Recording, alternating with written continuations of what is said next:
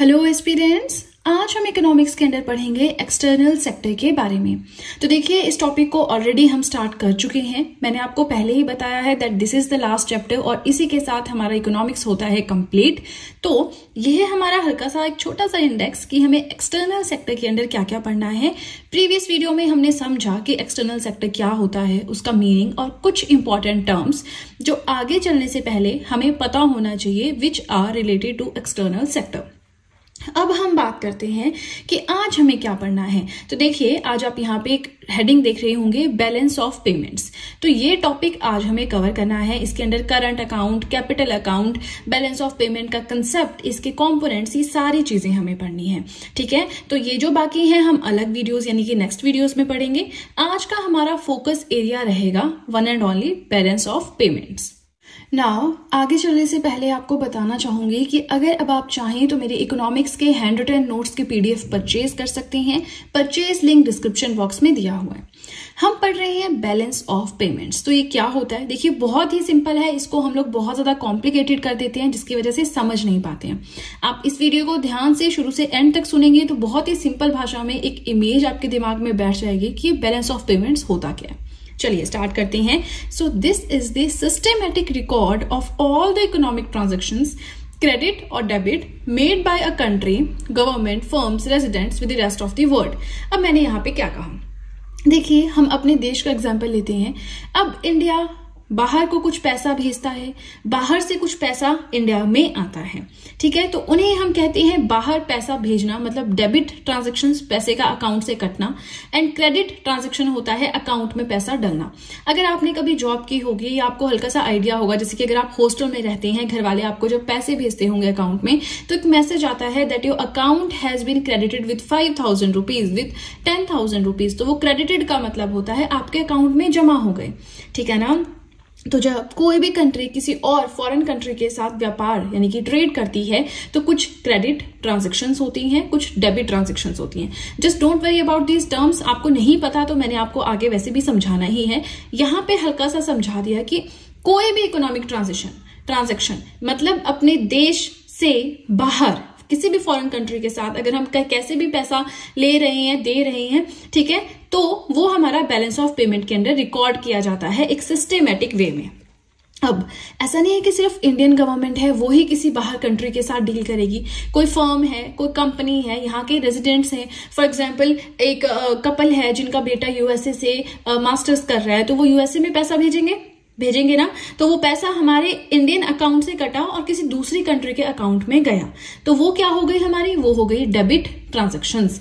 मतलब रेजिडेंट्स जो हैं वो भी ट्रांजैक्शन कर सकते हैं, कोई कंपनी है वो भी ट्रांजैक्शन कर सकती है, और गवर्नमेंट तो ऑब्वियसली कर ही सकती है। तो आई होप आपको कंसेप्ट थोड़ा सा समझ में आया है। बाकी हम स्टेप बाय स्टेप आगे चलेंगे। फर्स्ट पेज में यानी कि जो हमारा ये वाला पेज है, इसमें हम सिर्फ इसी टॉपिक को सोलली डिस्कस करेंगे।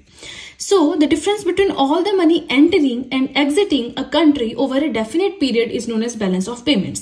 तो कितने सोर्सेज से इंडिया में पैसा आ रहा है, कितने सोर्सेज में इंडिया से पैसा जा रहा है, उन दोनों का डिफरेंस जब हम निकालते हैं एक पर्टिकुलर एक डेफिनेट टाइम पीरियड में, तो उसे हम कहते हैं बैलेंस ऑफ पेमेंट्स। अब हमने ये देखा कि कोई कपल है, उनका बेटा बाहर यूएसए में मास्टर्स कर रहा है, ये चीज हमने देखी। अब हम दूसरा केस कंसीडर करते हैं। देखिए इस केस में क्या हुआ, पैसा इंडिया से बाहर जा रहा है। दूसरे केस में आप ये मान लीजिए कि एक पर्सन है, काफी क्वालिफाइड है, वो यूएसए में बहुत अच्छी जॉब कर रहा है, अच्छा पैसा कमा रहा है, लेकिन उसकी फैमिली अभी उसके साथ यूएसए में शिफ्ट नहीं हुई है, वो लोग इंडिया में ही रहते हैं और वो वहां से उन लोगों के लिए, अपनी फैमिली के लिए पैसा भेज रहे हैं कि सेव भी करो, घर भी बनाओ, अपने खर्चे भी चलाओ, सब कुछ करो। ठीक है ना। तो इस केस में इंडिया में पैसा आ रहा है ना। तो ये जो पैसा आ रहा है, पैसा जा रहा है, हम एक्सपोर्ट करते हैं, हम इंपोर्ट करते हैं, ये पूरी ट्रांजैक्शंस जो है बैलेंस ऑफ पेमेंट्स में आती है। ये चीज समझ लीजिएगा कि सिर्फ सरकार की ट्रांजैक्शंस ही नहीं आती है बैलेंस ऑफ पेमेंट्स में, फर्म्स एंड जो रेजिडेंट्स होते हैं किसी कंट्री के, उनकी ट्रांजैक्शंस भी आती हैं। रेजिडेंट्स का एग्जांपल मैंने आपको इसलिए दिया, ये यूएसए वाला, बार बार, ताकि आप ये कंसेप्ट समझ सकें। गवर्नमेंट कैसे ट्रेड करती है आपको समझ में आता है, लोन ले लिया, कुछ भी कर लिया, राइट। और ये चीजें ना हम आगे डिस्कस भी करेंगे बहुत अच्छे से। ठीक है, चलिए अब हमने दो टर्म्स यूज की थी कि credit transaction and debit transaction क्या होता है। वैसे तो आई होप आपको पता होगा, ठीक है ना, नहीं भी पता है और अगर पता भी है तो भी इसको थोड़ा इलेबोरेटिव वे में समझ लेते हैं, क्योंकि बैलेंस ऑफ पेमेंट्स की बात कर रहे हैं, क्रेडिट एंड डेबिट ही नहीं पता तो कैसे आगे चल सकते हैं। ठीक है, देखते हैं क्रेडिट ट्रांजैक्शंस के बारे में। सो when a payment is received from a foreign country, किसी बाहर के देश से, हम देखिए अपने ही देश का एग्जांपल लेंगे, ठीक है, किसी बाहर के देश से अगर इंडिया कोई पेमेंट रिसीव करता है, पेमेंट माने पैसा रिसीव करता है, तो वो हो गई क्रेडिट ट्रांजैक्शंस। जैसे कि हमारे सैलरी के टाइम पे होता है, पैसा हम कंपनी से रिसीव करते हैं, हमारे अकाउंट में आता है, तो यहाँ पे हम देश को अपना मानेंगे, है ना। देश जो है उसको पैसा आ रहा है किसी दूसरी कंट्री से।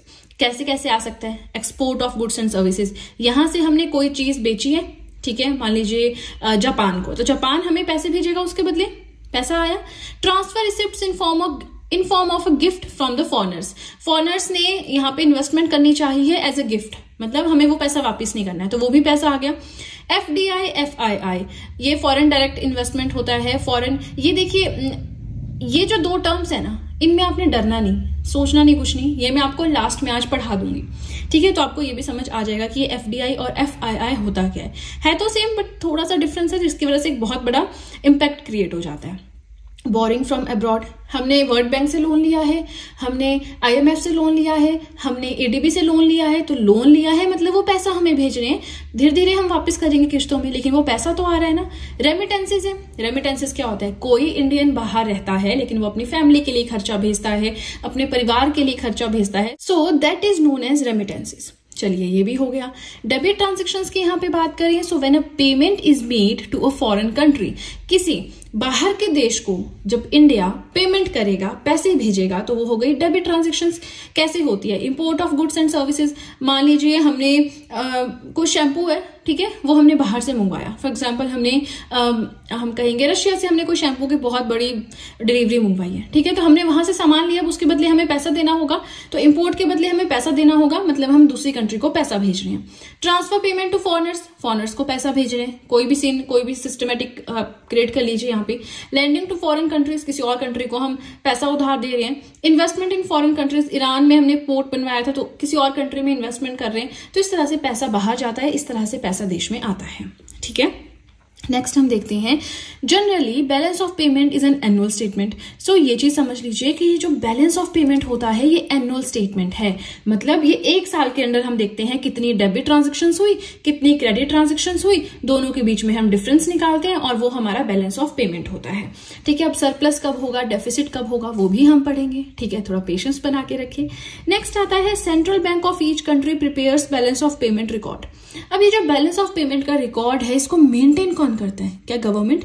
तो यस, हमारा जो सेंट्रल बैंक है on the behalf of government, obviously government के अंडर ही वर्क कर रहा है, लेकिन क्वेश्चन में हम गवर्नमेंट पे टिक नहीं करेंगे, वो तो पर्टिकुलरली सेंट्रल बैंक जो है पूरा रिकॉर्ड प्रिपेयर कर रहा है ना बैलेंस ऑफ पेमेंट का, ठीक है। अब यहाँ से क्वेश्चन आ सकता है that words net balance of payment is zero.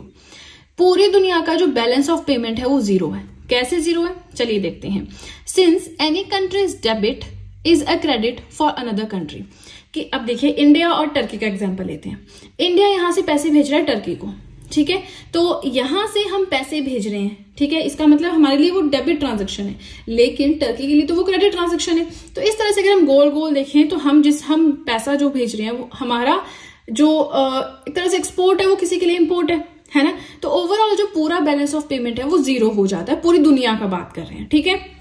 I hope आपको कंसेप्ट समझ आया हो, आई होप मैं जस्टिस कर पाई हूँ, इस लाइन के साथ आपको समझा पाई हूँ। चलिए इसी के साथ फर्स्ट पेज हुआ कंप्लीट। अगेन थोड़ा सा मोटिवेट करना चाहूंगी कि नोट्स अपने आप से बनाएं अगर आपके पास टाइम है, और अगर आप फुल टाइम स्टडी ही कर रहे हैं, फुल टाइम सिर्फ प्रिपरेशन ही कर रहे हैं, नोट्स बनाएं। Indian economy hand written notes की प्लेलिस्ट मेरे यूट्यूब चैनल पे जाके चेक करें, वहां पे शुरू से लेकर अभी तक हर एक कंसेप्ट इकोनॉमिक्स का मैंने समझाया है, और बहुत ही सिंपल, बहुत ही इजी, बहुत ही देसी भाषा में समझाया है, तो मुझे नहीं लगता कोई भी आपको समझने में प्रॉब्लम आएगी, ठीक है। तो वीडियोस को देखें और नोट्स जरूर साथ में बनाएं। और यस, अगर आप जॉब कर रहे हैं या कोई और इश्यू है, आप कॉलेज के साथ प्रिपेयर कर रहे हैं, तो उस केस में आप नोट्स भी परचेज कर सकते हैं, ठीक है। चलिए अब सीधे चलते हैं अपने नेक्स्ट पेज की ओर। नेक्स्ट हमें जो पढ़ना है that is components of balance of payment. BOP के कंपोनेंट्स क्या क्या हैं, देखिए यहां से भी क्वेश्चन आता है, तो ये तो बहुत इंपॉर्टेंट टॉपिक है, पढ़ना पड़ेगा। कंपोनेंट्स क्या है, आपका करंट अकाउंट है, आपका कैपिटल अकाउंट है। अब यहाँ पे डरना नहीं है, एक एक टर्म को मैं इलेबोरेट करूंगी। फिलहाल आप एक थोड़ा सा डायग्राम देख लीजिए, एक फ्लो चार्ट देख लीजिए, उसके बाद आगे चलते हैं। जो कंपोनेंट्स हैं बैलेंस ऑफ पेमेंट के वो है current account and capital account. Current account को हम डिवाइड कर सकते हैं एज इन विजिबल्स एंड इनविजिबल्स। विजिबल्स में आता है ट्रेड ऑफ गुड्स, इनविजिबल्स में आता है services, transfers and income. Capital account में आती है investments, loan, borings and landings. ठीक है, चलिए फिलहाल कैपिटल अकाउंट को छोड़ दीजिए, हम बात करेंगे सिर्फ और सिर्फ करंट अकाउंट के बारे में पहले। ठीक है, यस कैपिटल अकाउंट भी आज ही कवर करवाऊंगी, just don't worry about that. पहले हम करंट अकाउंट देख लेते हैं कि ये करंट अकाउंट होता क्या है। ठीक है, सो record of trade in goods and services and transfer payments during a specific period of time. एक पर्टिकुलर टाइम पीरियड के अंदर जो ट्रेडिंग हो रही है, किसमें, गुड्स में, सर्विसेज में एंड ट्रांसफर पेमेंट्स में। ट्रांसफर पेमेंट्स में आता है हम किसी और को पैसा भेज रहे हैं इंडिया से बाहर, कोई और हमें पैसे भेज रहा है इंडिया के अंदर। ठीक है, ये दोनों चीजें आती हैं। सो गुड्स आप समझते हैं, सर्विसेज आप समझते हैं, बहुत बार एक्सप्लेन कर चुकी हूं। अब ये छोटे छोटे टर्म्स हम यहाँ पे डिस्कस नहीं करेंगे, अदरवाइज नोट्स ऑलरेडी हमें पढ़ने के लिए बहुत ज्यादा है, बहुत ज्यादा टॉपिक इसके अंदर हैं, सब टॉपिक्स हैं। तो अगर छोटी छोटी चीजें पढ़ेंगे ना तो बहुत लेंथी हो जाएगी वीडियो। ठीक है, तो इतना बेसिक आपको पता होना चाहिए। इकोनॉमिक्स का लास्ट चैप्टर है ये, या कह लीजिए लास्ट टॉपिक है ये। ठीक है, तो अगर आपको यहाँ पे गुड्स एंड सर्विसेज का ही नहीं पता तो फिर क्या फायदा आपके सारे पढ़ने का, आपको फिर से रिवीजन की जरूरत है। ठीक है, नाउ करंट अकाउंट क्या होता है, record of trade in goods and services plus transfer payments. इन तीनों में जो व्यापार होता है, इंपोर्ट हो रहा है, एक्सपोर्ट हो रहा है, गुड्स में इंपोर्ट हो रहा है, एक्सपोर्ट हो रहा है, सर्विसेज में ट्रांसफर पेमेंट्स हो रही हैं, ये सारी आपकी करंट अकाउंट के अंदर आती हैं। ठीक है, अब करंट अकाउंट में दो चीजें आप देख रही होंगी, विजिबल्स एंड इनविजिबल्स। विजिबल्स क्या होते हैं, जिन्हें हम देख सकते हैं। इनविजिबल्स क्या होते हैं, जिन्हें हम देख नहीं सकते हैं। तो बस वही है, विजिबल में होता है सामान, गुड्स, आपका स्टडी लैंप है, आपका टेबल है, आपके शैम्पू की बोतल है, लेस का पैकेट है, दीवार है, घर है, पहाड़ है, देख सकते हैं इनको। ये अब गुड्स में क्या आएगा, गुड्स में हम थोड़ा गलत चले गए पहाड़ की ओर। गुड्स में आएगा आपका शैम्पू की बोतल है, बुक्स हैं, टीवी है, मोबाइल फोन्स हैं, शूज हैं, ये सारे गुड्स हैं, सामान है, चीजें हैं, कॉमोडिटीज हैं। ठीक है, नाउ अब हमें क्या करना है ना, इन चीजों को पढ़ना है। विजिबल इनविजिबल आप समझ गए, तो इनको अब क्या इलेबोरेट करना है। अब हम trade off goods, services, transfer payments, income, ये चार चीजें पकड़ेंगे। ठीक है, now let's start with the first one, जो कि है हमारा ट्रेड इन गुड्स। चलिए देखते हैं ट्रेड इन गुड्स क्या है। विजिबल ट्रेड और मर्चेंडाइज ट्रांजेक्शंस। ये जो ट्रेड इन गुड्स होता है ना, इसे हम विजिबल ट्रेड भी बोलते हैं, यहां से नाम उठा रहा है ये अपना, है ना, विजिबल ट्रेड भी बोल रहे हैं। अगर विजिबल ट्रेड बोले तो भी गुड्स की बात है, मर्चेंडाइज ट्रांजेक्शंस बोले तो भी हम गुड्स की बात कर रहे हैं। It includes exports and imports of goods. जो कॉमोडिटीज होती हैं, सामान होता है, उसका एक्सपोर्ट हो रहा है, इम्पोर्ट हो रहा है, वो सारा आता है ट्रेड इन गुड्स में। ये हो गया। Now trade in services. चलिए सर्विसेज का देखते हैं, इसे हम इनविजिबल ट्रेड बोलते हैं। अब यहां से इसने नाम कहां से उठाया, इनविजिबल, यहां से उठाया, इसे हम इनविजिबल ट्रेड बोलते हैं। And it includes factor incomes and non factor income transactions. अब इन्होंने क्या किया है ना कि ये एक तरह से सर्विसेज इनकम है ना, थोड़ा थोड़ा आपको कंफ्यूजन हो रहा होगा, कंफ्यूज नहीं होना, इनकम भी हम पढ़ेंगे। ठीक है, सर्विसेज की बात कर रहे हैं तो इधर उधर दिमाग नहीं भटकाना है, सर्विसेज पे ही देखना है। सर्विसेज को इनविजिबल ट्रेड बोलते हैं। ठीक है, इसके अलावा इसमें factor incomes and non factor income transactions दो चीजें आती हैं। अब ये फैक्टर इनकम क्या होता है, नॉन फैक्टर इनकम क्या होता है, तो देखिए ये हम पढ़ चुके हैं पहले, है ना, कोई बात नहीं, फिर से थोड़ा सा रिवाइज कर लेते हैं। वैसे आपको फैक्टर्स ऑफ प्रोडक्शन ये तो स्कूल में पढ़ते हैं हम ना, स्कूल में पढ़ते हैं। नाउ फैक्टर इनकम क्या होता है, flow of income derived from the factors of production. जो प्रोडक्शन के फैक्टर्स होते हैं वहां से जो इनकम आती है। ठीक है, इसमें आपकी अर्निंग्स आ जाती हैं फैक्टर्स ऑफ प्रोडक्शन से, सेम ही चीज है दो बार, जैसे कि लैंड, लेबर, तो वो हो गई हमारी factor income. Non factor income मतलब जो फैक्टर्स ऑफ प्रोडक्शन से इनकम नहीं आती है, बाकी जगह से आती है, मतलब net cell of service products, जो सर्विसेज को प्रोडक्ट करके जो पैसा आता है। शिपिंग कर दी, शिपिंग क्या होता है, शिपिंग होता है सामान इधर से उधर पहुंचाना। हम पढ़ते हैं ना कि अरे फ्लिपकार्ट से सामान मंगाओ, उसमें तो शिपिंग चार्जेस लग रहे हैं, मतलब डिलीवरी चार्जेस लग रहे हैं। बैंकिंग सर्विसेज हैं, टूरिज्म है, सॉफ्टवेयर सर्विसेज हैं, तो इन सब से जो सेल होती है, पैसा आता है, that is known as the non factor income. अब ये जो factor income and non factor income होती है, ये दोनों आती हैं आपके सर्विसेज सेक्टर के अंडर। ठीक है, चलिए हमने क्या क्या पढ़ा, हमने पढ़ा trade in goods and trade in services. ठीक है, ट्रांसफर्स एंड इनकम्स हम पढ़ते हैं, उसके बाद कैपिटल अकाउंट भी पढ़ेंगे, जस्ट डोंट वरी।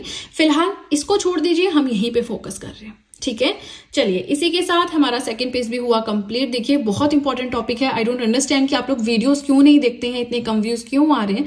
स्टार्टिंग में जो थोड़े होते हैं लेस इंपॉर्टेंट है, फैक्टर्स ऑफ प्रोडक्शन है, इकोनॉमिक ग्रोथ, इकोनॉमिक डेवलपमेंट, वो आप लोगों ने बहुत एंथुसियाज्म के साथ देखी। लेकिन ये वीडियोस जो इतनी ज्यादा इंपॉर्टेंट है, इंडस्ट्रियल पॉलिसी 1991, इंफ्रास्ट्रक्चर है, स्टॉक एक्सचेंजेस इन इंडिया है, बैंकिंग है, फाइनेंशियल मार्केट्स है, मनी मार्केट, कैपिटल मार्केट, ये वीडियोस आई डोंट अंडरस्टैंड आप क्यों नहीं देख रहे हैं। यही वीडियोस तो है जहां से क्वेश्चंस आते हैं, ठीक है ना, तो इनके ऊपर फोकस करें। ठीक है, चलिए अभी हमारा ये वाला पेज भी हुआ खत्म, चलते हैं सीधे अपने नेक्स्ट पेज की ओर। नेक्स्ट आता है ट्रांसफर पेमेंट्स। ट्रांसफर पेमेंट्स में क्या क्या आता है? Gifts, remittances, grants. किसी को हमने गिफ्ट सेंड किया, अब गिफ्ट मतलब वैसा नहीं चमकीले कागज में रैप करके, नहीं, in the form of money. Remittances, कोई इंडियन है बाहर रहता है, यहाँ के लिए वो पैसा भेज रहे हैं। कोई नेपाल से है, वो इंडिया में रह रहा है, पैसा कमा रहा है, लेकिन वो अपनी कंट्री नेपाल में अपनी फैमिली को भेज रहा है, तो वो उनके लिए रेमिटेंस है, और बाहर से आने वाला हमारे लिए रेमिटेंस है। ग्रांट्स है मतलब एड्स दी, है ना, तो ये सब हो गई ट्रांसफर पेमेंट्स। ये हमने ऑलरेडी डिस्कस कर लिया है, तो फिर से बहुत डेप्थ में इसमें नहीं जाएंगे। सो ये होती है receipts which the residents get for free without having to provide any goods or services in return। Transfer payments ऐसी चीजें होती हैं कि जिसमें हमें कुछ देना नहीं होता, कोई सर्विस या कोई सामान नहीं बेचना होता अपना, हमें वैसे ही मिल जाता है, ठीक है ना। अब माँ बाप ने अपना बेटा पढ़ाया, यूएसए में जॉब कर रहा है, वहां से वो पैसे भेज रहा है, तो माँ बाप ने क्या कोई सर्विस प्रोवाइड करवा रहे हैं उसको, क्या कोई चीज भेज रहे हैं उसको, कुछ एक्सपोर्ट कर रहे हैं? नहीं, वो तो वैसे ही, क्योंकि वो उनका बेटा है, उसे अपना फर्ज फील होता है, इसलिए वो पैसा भेज रहे हैं अपने माँ बाप को, है ना। तो एक तरह से बिना कुछ किए, बिना कोई गुड्स एंड सर्विसेज प्रोवाइड करवाए, वहां से जो हमें रिसीट्स आती हैं वो आती हैं ट्रांसफर पेमेंट्स के अंडर। आना जाना दोनों चीजें होता है इसमें, ऐसा नहीं सिर्फ आएंगी। फिर आती है इनकम। इनकम होती है receipts and payments to and from abroad. बाहर को पैसा भेजा, बाहर से पैसा आया, ठीक है। It involves investment income in the form of rent, profits, interest. तो इसमें कुछ समझाने की जरूरत है नहीं है, आई डोंट थिंक कोई जरूरत है ना। अब देखिए करंट अकाउंट तो हमने पढ़ लिया, लेकिन करंट अकाउंट भी हमारा 3 तरह का होता है। कौन कौन सा होता है, चलिए देखते हैं। पहला है बैलेंस्ड करंट अकाउंट, फिर है सरप्लस करंट अकाउंट, फिर है डेफिसिट करंट अकाउंट। तो बैलेंस में मतलब जो आपकी रसीदें आप काट रहे हो, जो आप पैसा बाहर भेज रहे हो, वो इक्वल है। जो पैसा आ रहा है किसी इकोनॉमी में और जो पैसा जा रहा है, वो दोनों इक्वल है। सरप्लस में मतलब पैसा ज्यादा आ रहा है, तभी तो पैसा ज्यादा हो गया ना, तभी तो सरप्लस बोलेंगे हम। पैसा ज्यादा हो गया लेकिन पेमेंट्स कम है, खर्चे कम है लेकिन इनकम ज्यादा है, सरप्लस करंट अकाउंट हो गया। इस केस में हम बोलेंगे that nation is a lender to other countries, कि इतना पैसा है कि वो बाहर की कंट्रीज को ज्यादा पैसा दे रहे हैं, ठीक है, लेंडर बन गया है। डेफिसिट करंट अकाउंट में क्या होता है, खर्चे कम है लेकिन पैसा जो है एक्सपेंडिचर ज्यादा है। इस केस में nation is a borrower from other countries. इस केस में से बाहर की कंट्रीज से पैसा लेना पड़ेगा उधार, ताकि वो अपने खर्चे पूरे कर सके। आई होप आपको समझ में आया, कुछ खास इसमें है नहीं समझने वाला, बिल्कुल बेसिक चीज है ये तो, है ना। फिर आते हैं components of current account. Current account पढ़ लिया, विजिबल्स इनविजिबल्स पढ़ लिया, अब थोड़ा सा हमें करंट अकाउंट के भी कंपोनेंट्स पढ़ने हैं। बैलेंस ऑफ पेमेंट का कंपोनेंट है करंट अकाउंट, और करंट अकाउंट के कंपोनेंट्स हैं balance of trade and balance on invisibles. अब ये जो इनविजिबल में सर्विसेज वगैरह हमने पढ़ी, वो चीज भी ठीक है, बट ये कंपोनेंट्स जब 2 आएंगे ना करंट अकाउंट के, तो याद रखना है balance of trade and balance on invisibles. अब कोई पूछेगा नहीं कितने कंपोनेंट्स है, क्या है, ये पूछते हैं कि बैलेंस ऑन इनविजिबल्स क्या होता है, बैलेंस ऑफ ट्रेड क्या होता है। 4 स्टेटमेंट्स होंगे, आपको टिक मार्क करना है, ओनली 1, ओनली 2 ऐसे करके आते हैं, आपने देखे होंगे क्वेश्चन, है ना। चलिए बैलेंस ऑफ ट्रेड देखते हैं फटाफट से। सो this is the difference between the value of exports and value of imports of goods of a country in a given period of time. एक पर्टिकुलर टाइम पीरियड में, जो कि स्पेशली 1 ईयर का ही होता है ना, तो इस टाइम पीरियड में किसी इकोनॉमी में कितना इंपोर्ट हो रहा है, कितना एक्सपोर्ट हो रहा है, ठीक है, किसका, गुड्स का, सिर्फ और सिर्फ गुड्स का, उन दोनों का डिफरेंस निकालेंगे तो वो हो गया हमारा बैलेंस ऑफ ट्रेड। इसे ट्रेड बैलेंस भी कहते हैं। समझ आ गया। एक पर्टिकुलर टाइम पीरियड में, जो कि 1 साल का होता है, किसी इकोनॉमी में कितना इंपोर्ट हो रहा है, कितना एक्सपोर्ट हो रहा है, उन दोनों के बीच का difference is known as the balance of trade. इसे ट्रेड बैलेंस भी कहते हैं। 3 तरह से हम इसे क्लासिफाई कर सकते हैं। ट्रेड सरप्लस मतलब एक्सपोर्ट ज्यादा है, इंपोर्ट कम है, मतलब पैसा ज्यादा है। देखिए दुकानदार बैठा है, वो लेस का पैकेट बेच रहा है, तो पैकेट क्यों बेचेगा, जब उसके पास 20 रुपए आएंगे, पैसा चाहिए उसको बेचने के बदले। तो हम क्या कर रहे हैं यहाँ पे, एक्सपोर्ट ज्यादा है, मतलब हम बाहर के देशों को चीजें बेच रहे हैं, पर हम पागल थोड़ी है वैसे बेच रहे हैं, हमें पैसा चाहिए उसके बदले, मनी चाहिए, तो हम एक्सपोर्ट ज्यादा कर रहे हैं, उसके बदले पैसा ज्यादा आ रहा है। पैसा ज्यादा आ रहा है और इंपोर्ट कम हो रहा है, तो यहां से हम क्या समझे कि पैसा हमारे पास ज्यादा है, तभी ट्रेड सरप्लस है। बैलेंस्ड बैलेंस ऑफ ट्रेड या बैलेंस्ड ट्रेड बैलेंस बोल लीजिए, हमारा एक्सपोर्ट इंपोर्ट दोनों इक्वल है, तो ये बैलेंस्ड वाली सिचुएशन तो हम वैसे ही खारिज कर देते हैं। ट्रेड डेफिसिट क्या होता है? एक्सपोर्ट कम है, इंपोर्ट ज्यादा है। इंपोर्ट माने बाहर से चीजें बहुत ज्यादा हम मंगवा रहे हैं। अब चीजें बाहर से ज्यादा मंगवा रहे हैं तो पैसा भी तो देना पड़ेगा, तब तो डेफिसिट क्रिएट हो रहा है, ठीक है ना। अभी भी बिल्कुल बेसिक चीजें जैसे हमने ऊपर पढ़ा current account balance, surplus and deficit, वैसे ही ट्रेड बैलेंस है, सरप्लस, बैलेंस्ड एंड डेफिसिट, ठीक है। Now next is balance on invisibles. Invisible माने ऐसी चीजें, ऐसी सर्विसेज जो हम देख नहीं सकते हैं। इसमें आता है difference between the value of exports and value of imports of invisibles of a country in a given period of time.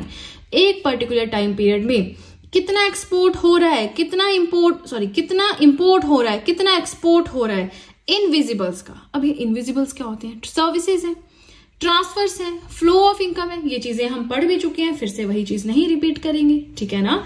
चलिए अभी हमें एक पेज और पढ़ना है। मैंने आपको पहले ही कहा था बैलेंस ऑफ पेमेंट ना बहुत बड़ा टॉपिक है, लेकिन है बहुत सिंपल। एक बार पढ़ लो, नोट्स बना लो, 2-3 बार उसको रिवाइज करो। आज एक बार रिवाइज करो, 3-4 दिन बाद फिर से रिवाइज करो।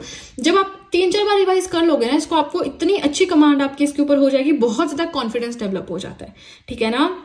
चलिए इसी के साथ हमारा आज का ये वाला पेज हुआ कंप्लीट, अभी टॉपिक कंप्लीट नहीं हुआ है, ठीक है। तो चलिए सीधे चलते हैं अपने नेक्स्ट पेज की ओर। अब हमें पढ़ना है कि एक कैपिटल अकाउंट क्या होता है। शुरू में हमने क्या किया, बैलेंस ऑफ पेमेंट्स हैं, दो तरह से क्लासिफाई कर सकती हैं, करंट अकाउंट है एंड कैपिटल अकाउंट है। अब ये जो कैपिटल अकाउंट है इसके बारे में अभी हमें पढ़ना है, ठीक है। तो it records all the international transactions of assets. Assets जो होती हैं इंटरनेशनल लेवल पे जो भी ट्रांजैक्शंस उनकी होती हैं वो आती हैं कैपिटल अकाउंट में, जैसे कि मनी, स्टॉक्स, बॉन्ड्स, गवर्नमेंट डेब्ट, ये हम पढ़ चुके हैं, ठीक है। अब ये नहीं पूछना कि जी बॉन्ड्स क्या होते हैं, स्टॉक्स क्या होते हैं, ये चीजें मैं नहीं समझाऊंगी, इसके लिए अलग वीडियो बनाइए, वहां पे जाके देखें, ठीक है। तो इंटरनेशनल लेवल के जो ट्रांजेक्शंस होती हैं एसेट्स में, एसेट समझते हैं anything that makes money for you. Assets and liabilities भी पढ़ाया है, स्टॉक्स, बॉन्ड्स, गवर्नमेंट डेब्ट, मनी, ये सब कुछ पढ़ाया है। छोटी छोटी चीजें हम यहाँ पे अब डिस्कस नहीं करेंगे। आपको मैंने पहले ही कहा ये लास्ट टॉपिक है, इसी के साथ हमारी इकोनॉमिक्स कंप्लीट होती है। अगर आपने शुरू से अभी तक प्लेलिस्ट नहीं देखी है मेरी पूरी, तो आप ये देख रहे हैं वेल एंड गुड, बट आपको अच्छे से कुछ खास चीजें इसमें समझ नहीं आएंगी। काइंडली आप जाएं और मेरे यूट्यूब चैनल पे प्लेलिस्ट है Indian economy hand written notes करके, वो शुरू से अभी तक देखें, ठीक है। और साथ में आप चाहें तो नोट्स भी परचेज कर सकते हैं, जिसका लिंक मैंने डिस्क्रिप्शन बॉक्स में दिया हुआ है। Now the purchase of an asset. चलिए छोड़िए, यहाँ पे एग्जांपल लेते हैं कि आपको बाहर जाकर एक नई ड्रेस लेनी है, ठीक है। ड्रेस आपको पसंद आ गई, आपने वो खरीदनी है, तो उसके बदले आप क्या देंगे? पैसे देंगे ना, ठीक है। अब इसी चीज को याद रखना, एसेट को आप ड्रेस मान लीजिए, ठीक है। So the purchase of an asset is a debit item on the capital account. जब हम कोई ड्रेस खरीद रहे हैं उसके लिए हम पैसा दे रहे हैं, और पैसा देना, अगर पैसा हमारी जेब से बाहर हमें देना पड़ रहा है तो वो डेबिट आइटम होती है, which means that money is flowing out of India, which means कि आपका पैसा आपकी जेब से बाहर जा रहा है उस दुकानदार के पास, उस शोरूम वाले के पास जिससे आपने ड्रेस लेनी है।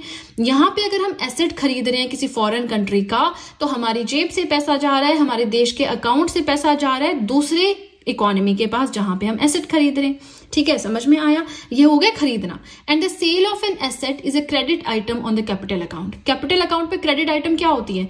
जब हमने बेच दिया कोई एसेट, इंडिया के पास कोई मान लीजिए एक बिल्डिंग है या कोई ऑफिस है, वो इंडिया ने बेच दिया किसी कंट्री को, कोई बाहर की कंट्री है, तो अब उसको बेच दिया, तो अब बेच दिया तो उसके बदले पैसा आएगा, तो वो हो गई credit item. Debit transaction, credit transaction इस वीडियो के स्टार्टिंग में ही पढ़ाया, अब इतनी छोटी छोटी चीजें मत एक्सपेक्ट कीजिएगा, ठीक है। सो कैपिटल अकाउंट पे डेबिट आइटम क्या होती है, क्रेडिट आइटम क्या होती है, इन दोनों का डिफरेंस कैपिटल अकाउंट बनाता है, ठीक है ना। It includes all those transactions which cause a change in the assets और liabilities of a country's resident और इट्स गवर्नमेंट। किसी देश के जो रेजिडेंट्स हैं, किसी देश की जो गवर्नमेंट है, अगर उनके एसेट्स एंड लायबिलिटीज में चेंजिंग हो रही है, कोई चीज बेच दी, हमने एसेट खरीद लिया तो एसेट्स बढ़ गए, एक एसेट हमने बेच दिया तो हमारे एसेट्स कम हो गए। इस तरह से कोई भी चेंज होता है एसेट्स एंड लायबिलिटीज में, तो वो सारी ट्रांजैक्शंस हमारे कैपिटल अकाउंट में आती हैं।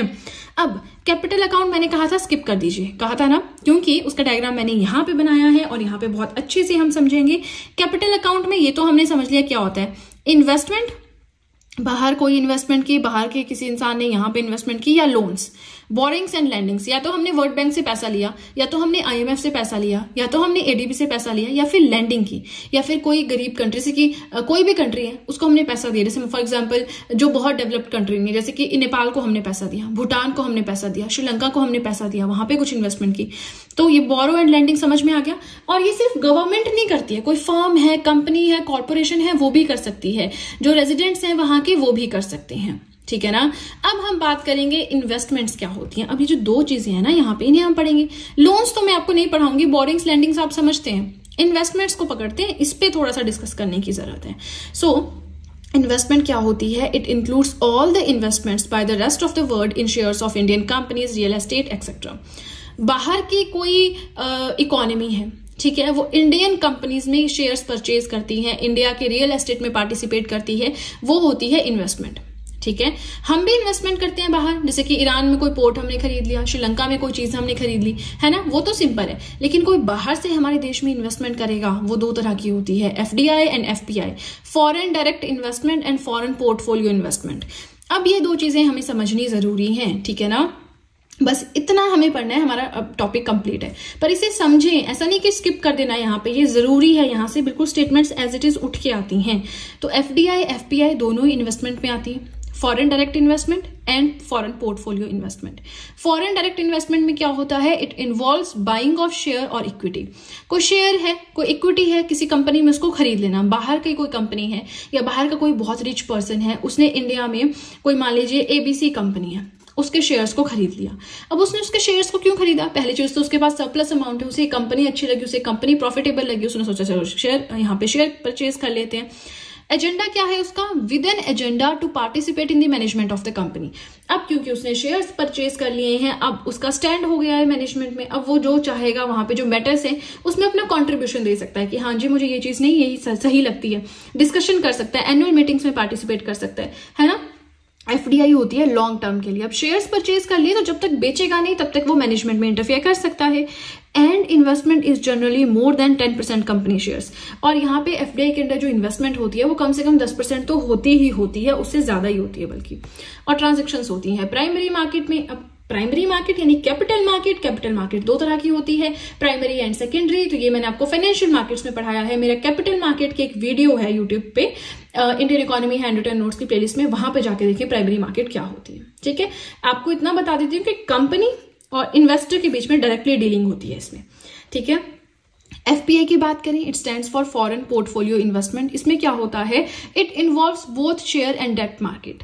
शेयर मार्केट भी है और लोन लेने वाली मार्केट भी इसमें है। इसका ऑब्जेक्टिव है to make profits and short term gains. Short term gains, थोड़ा बहुत पैसा कमाओ और निकलो वहां से, ये इनका काम है। शॉर्ट टर्म इनका रहता है। ये मेनली हमारा ट्रांजेक्शन सेकेंडरी मार्केट में होती है, जिसे स्टॉक मार्केट भी बोलते हैं, स्टॉक एक्सचेंजेस भी बोलते हैं। कोई स्टॉक खरीदा, उसका प्राइस बढ़ गया, उसको बेचा, पैसा कमाया और निकल लिए, ये हो गई फॉरेन पोर्टफोलियो इन्वेस्टमेंट, ठीक है ना। अब कैपिटल मार्केट दो तरह की होती है, प्राइमरी एंड सेकेंडरी। सेकेंडरी में इन्वेस्टमेंट एंड इन्वेस्टर और इन्वेस्टर के बीच में ट्रांजैक्शन होती है। FDI में कंपनीज यानी फर्म्स यानी गवर्नमेंट और इन्वेस्टर के बीच में ट्रांजैक्शन होती है। अब यही इन्वेस्टर जाके यहाँ पे पहले वाला आई बन जाता है। ये मैं यहाँ नहीं समझाऊंगी, वीडियो ऑलरेडी बहुत लेंथी हो गया है। और आप मेरी financial markets, industrial policy, infrastructure, stock exchanges, ये सारी वीडियोस देखें, ठीक है ना। लास्ट वाले टॉपिक्स बहुत बहुत ज्यादा जरूरी हैं, ठीक है। चलिए, इसी के साथ हमारा आज का टॉपिक हुआ कंप्लीट। अभी वीडियो कंप्लीट हुआ है, जस्ट हमारा जो पूरा ये टॉपिक है एक्सटर्नल सेक्टर, ये कंप्लीट नहीं हुआ है। एक दो वीडियोज अभी और आएंगी, तो थोड़ा पेशेंस बना के रखें। और अगेन आपको इन्फॉर्म करना चाहूंगी, आप चाहें तो इकोनॉमिक्स के hand written notes now purchase कर सकते हैं। परचेज लिंक डिस्क्रिप्शन बॉक्स में है। इसी के साथ वीडियो पसंद आए तो लाइक जरूर कीजिएगा, चैनल को जरूर सब्सक्राइब करें, बेल आइकन को प्रेस करें, सो दैट मैं जैसे कोई वीडियो अपलोड करूं सबसे पहले नोटिफिकेशन आपके पास पहुंचे। प्लस जो भी आपके फ्रेंड्स हैं जो भी गवर्नमेंट एग्जाम्स के लिए प्रिपेयर कर रहे हैं, उनके साथ भी मेरे चैनल का लिंक जरूर शेयर करें, सो दैट इन हैंड रिटन नोट्स का उन्हें भी कुछ फायदा हो सके। तो चलिए फ्रेंड्स, आज के लिए इतना ही। अब हम मिलेंगे नेक्स्ट वीडियो में। So that's it and see you soon.